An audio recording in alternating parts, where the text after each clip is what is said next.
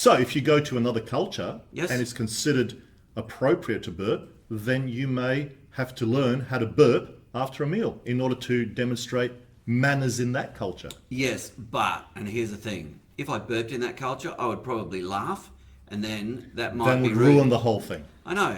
So you have to practice their Yes. manners. See, well, the word manners comes from mannerisms, like body Mannerisms. language. Oh, yeah. See body okay. language coming in again? Yeah, that's So fascinating. your body language is what you're communicating. Yes. So you can communicate love, Yes. or warmth, or Yes. anger, Yes, frustration. yes. It's all done with your body. You don't have to say a Or word. you could laugh at all the people burping after their meal. Correct. And that will offend them.